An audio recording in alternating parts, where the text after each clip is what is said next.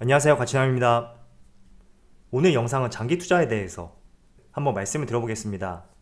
제가 그동안 여러분들에게 장기 투자와 관련해서 다양한 이야기를 했었는데, 이번에는 부동산과 주식 투자를 비교해보면서 전반적으로 다양한 이야기에 대해서 말씀을 드려보겠습니다.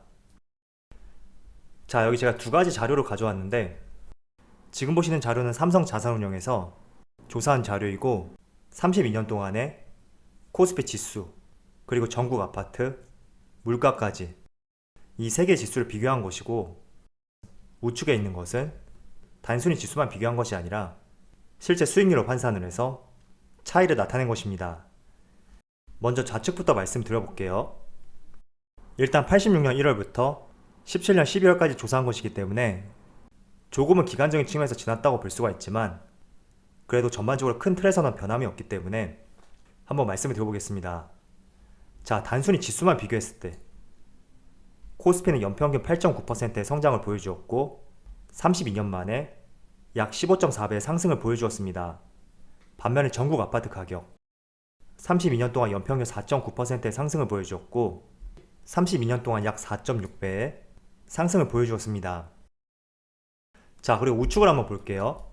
우측 같은 경우에는 단순히 지수를 비교한 것이 아니라 수익률을 비교한 것이거든요. 왜냐하면 주식 같은 경우에는 배당을 추가로 얻을 수 있고, 또 부동산 같은 경우에는 투자 목적이었다면 이 전세금을 가지고 이자 수익까지 얻을 수가 있죠. 물론 지금은 이자 수익률이 많이 떨어지긴 했지만, 그래도 80년도 당시에는 예금 이자만 거의 10% 가까이 되었기 때문에 이 부분도 상당히 수익률에 있어서 큰 증가를 보여줄 수가 있었습니다. 그래서 지수가 아닌 수익률을 비교해보면 부동산 수익률 상당한 증가세를 보여주긴 했지만, 그래도 주식의 수익률을 따라할 수는 없다, 이 점을 확인할 수가 있습니다. 물론 종목마다 차이도 있고 시점, 시기, 보유 기간 이런 것에 따라 천차만별로 달라질 수가 있지만, 전반적으로 평균으로 봤을 때는 대한민국 넘버원 재테크라고 볼 수 있는 부동산보다 주식 쪽에서 수익률이 월등히 높다는 것을 알 수가 있습니다. 자, 그런데 이 자료를 보고 있으면 아마도 이런 생각이 드실 거예요. 주식은 이렇게 수익률이 좋은데 왜 나는 수익을 보지 못할까? 여기에 대해서는 여러 가지 이유가 있는 것 같아요. 저는 첫 번째가 투자 기간의 차이라고 생각합니다. 일단 우리가 부동산에 투자할 때는 어느 누구도 한 달, 두 달, 혹은 1년 이렇게 보유할 생각으로 매매하시는 분들은 아마도 없을 겁니다.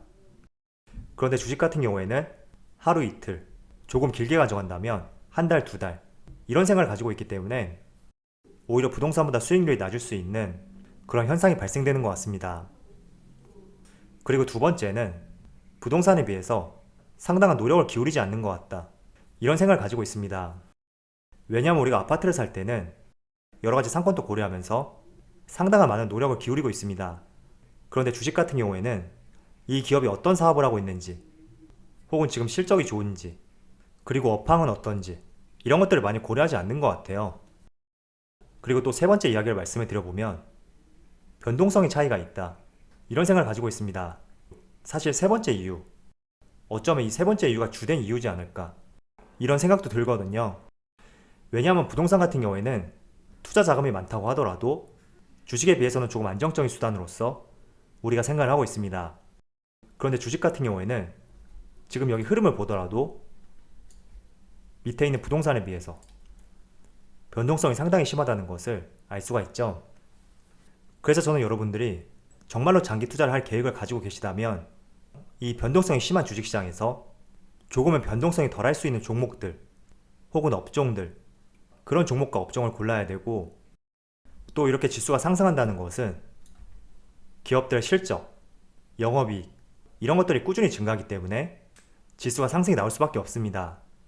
그래서 그에 맞는 종목들, 정말로 여러분들이 장기 투자할 계획이 있다면 저는 당연히 여러분들 경기 민감주가 아니라 성장주에 투자해야 된다, 이렇게 말씀드리겠습니다.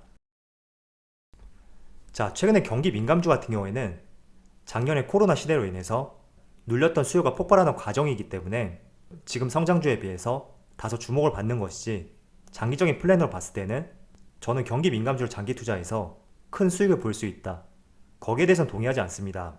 그래서 정말로 여러분들이 앞서 보여드린 자료처럼 부동산보다 높은 수익률을 가져가기 위해서는 저는 여러분들이 장기 투자할 때는 철저하게 성장주 위주로 투자해야 되고, 그 성장주라는 것은 제가 여기 스스로 한번 적어봤는데 이런 업종들을 택해야지 정말로 장기 투자에 맞는 업종과 종목을 선별할 수 있다고 말씀을 드리겠습니다.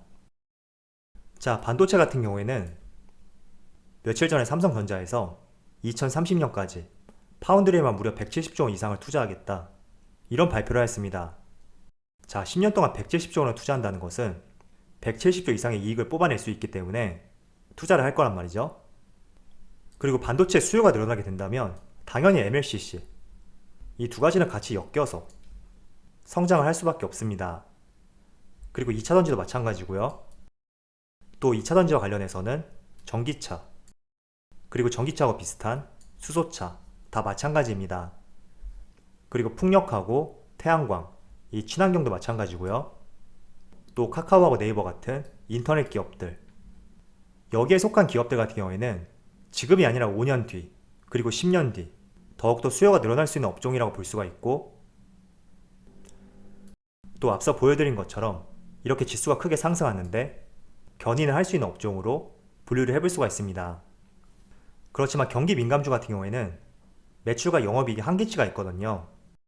물론 올해는 작년의 기저 효과와 함께 눌렸던 수요가 폭발하면서 지금 매출과 주가에 강한 상승이 나오고 있지만 전반적으로 소비와 관련된 종목들, 우리가 쓸 수 있는 돈의 한계는 제한이 되어 있습니다.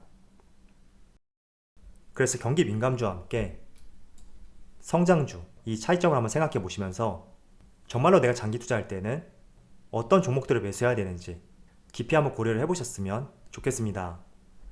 자, 그리고 여기 친환경, 전기차, 수소차, 제가 편의상 이렇게 나타냈는데 조금 더 확장지어서 생각을 해볼 수도 있습니다. 예를 들어 수소차 같은 경우에는 단순히 수소차뿐만 아니라 수소차와 관련된 기업들, 충전소 사업을 하는 기업도 있고 또 연료전지를 만드는 기업도 포함이 될 수가 있습니다. 그래서 한번 마인드맵을 그어보면서 과연 어떤 종목들을 투자할 수 있는지 스스로 한번 고민해보는 것도 좋은 방법이 될 것 같습니다. 자, 그렇지만 사실 장기 투자를 한다는 것은 정말 쉽지 않은 선택이 될 수가 있습니다. 왜냐하면 수많은 변수들로 인한 주가의 하락, 이런 것들을 모두 다 인내해야 되는데 그게 말처럼 정말 쉽지는 않거든요. 실제로 워렌 버핏도 이런 말을 했었죠. 내가 보유한 종목이 50%의 손실이 발생한다고 하더라도 그걸 이해 못하면 장기 투자하지 마라, 이런 언급을 했습니다. 즉, 인내심이 없고 스스로 하락의 이유에 대해서 분석할 수가 없다면 오히려 장기 투자하는 것은 마이너스 요인이 될 수 있다, 이런 점을 이야기하는 것 같습니다. 그래서 항상 장기 투자를 할 때 스스로 내가 장기 투자할 수 있는 체력이 갖춰져 있는지 항상 이런 점부터 고민해 보신 다음에 그에 맞게 투자 계획을 세워보셨으면 좋겠습니다. 자, 삼성전자 같은 경우에는 과거 20년 동안 주가에 굴곡은 있었어도 꾸준하게 우상향을 보여주었던 기업이었습니다. 그래서 삼성전자는 제쳐놓고 지금 현대차를 보면서 한번 말씀을 드려볼게요. 자, 우리가 현대차를 바라보는 관점을 2014년도 이때를 기점으로 한번 나눠서 생각을 해봐야 됩니다. 일단 2010년대 초반까지는 물론 2006년부터 8년까지 조금은 횡보하는 구간이 있었지만 그래도 꾸준하게 우상향 흐름을 보여주었던 그런 종목이었습니다. 그런데 14년도를 기점으로 해서 주가가 크게 내리막길을 걸었거든요. 이 시기에 결정적인 차이점이 있죠.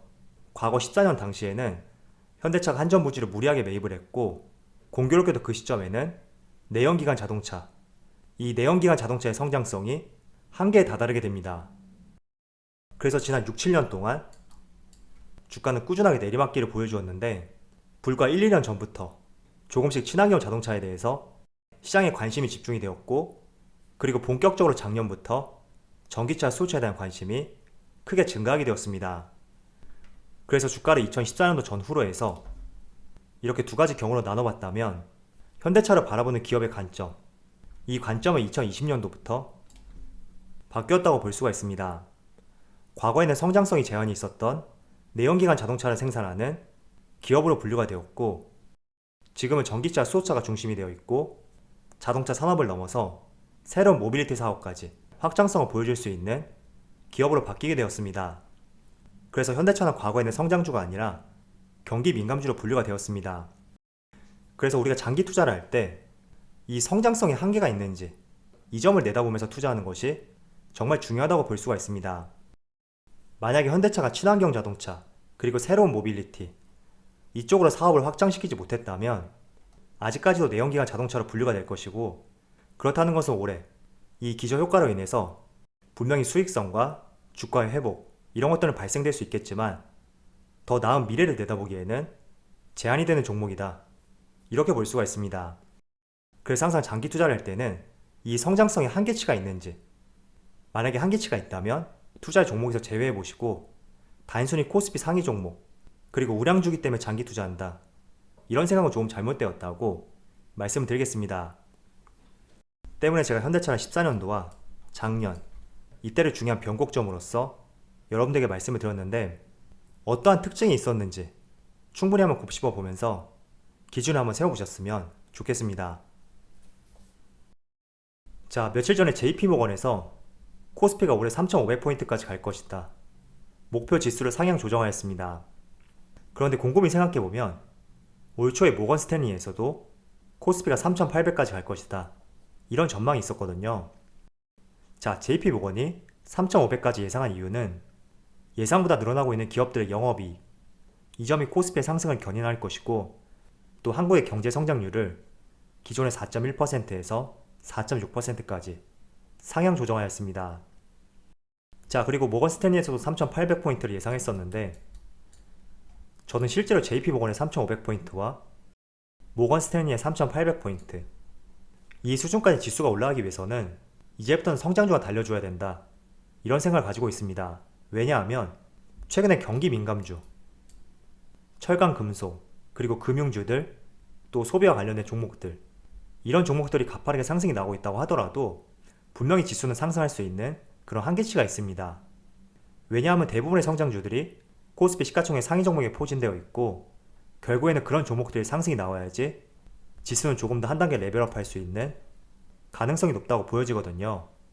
그래서 실제로 JP모건과 모건 스탠리 정말로 3,500포인트 그리고 3,800포인트까지 갈진 모르겠지만 어쨌든 지금보다 더 상승할 가능성이 높다, 이런 여지를 남겨둔 것이고, 그렇다는 것은 우리가 올 초부터 꾸준히 눌려왔던 성장주들 다시 한번 도약할 수 있는 그런 시점은 다가올 것이다, 이렇게 해석을 해볼 수가 있습니다.